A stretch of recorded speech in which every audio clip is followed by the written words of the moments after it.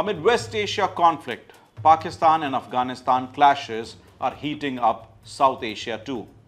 China, a common friend, is providing mere lip service to cool the tempers.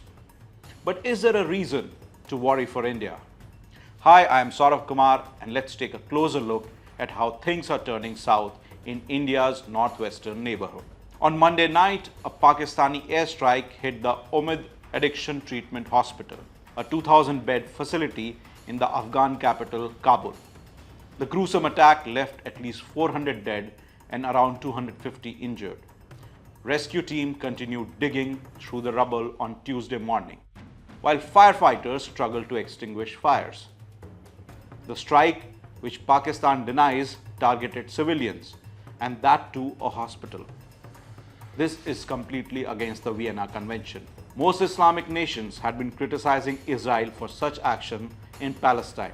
Pakistani officials said the airstrikes targeted Taliban military infrastructure and ammunition depots in Kabul and Nangarhar province.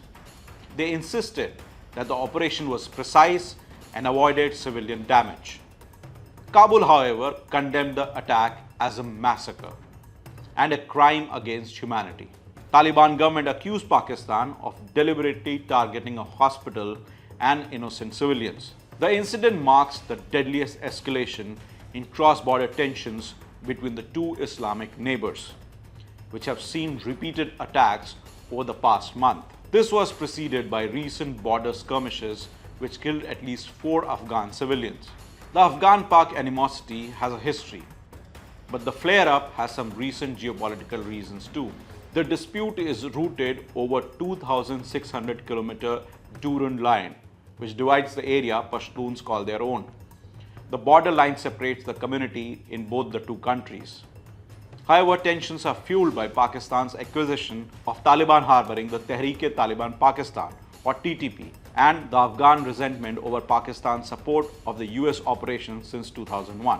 While Trump is keen to reclaim the Bagram airport in Kabul, once a US base, there is resentment among the Taliban in handing the asset over to Washington. Pakistan, playing the US tool in the region, is trying to weaken the Taliban government, which can be helpful for the US to arm-twist Taliban. Hence, Kabul is trying to get hold of Pak-held Pashtun regions to weaken Islamabad's role. China, trying to withdraw from the region, helps US-Pak ops. But the going will not be easy. Kabul claims that they have forced mighty powers like Moscow and Washington to bite the dust on their soil. Islamabad is a mere minion.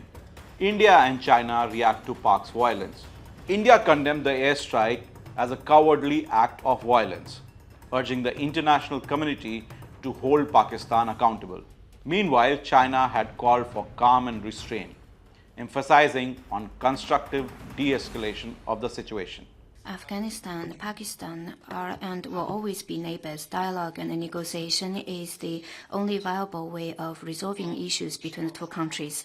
China hopes that the two countries will remain calm and exercise restraint, engage face-to-face at the earliest possible opportunity, and resolve differences through dialogue. China has urged the UN Security Council had recently called on the Afghan Taliban to combat terrorism amid cross-border militancy allegation by Pakistan.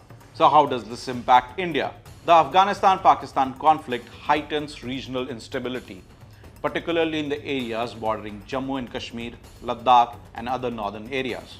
Any escalation could indirectly affect India as groups like TTP and other militant networks operate in these regions.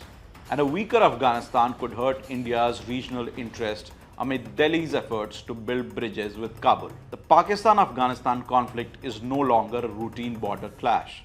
With rising casualties, geopolitical tension and global stakes, it risks evolving into a broader regional crisis, one that India cannot afford to ignore. This is Saurav Kumar. Thanks for watching.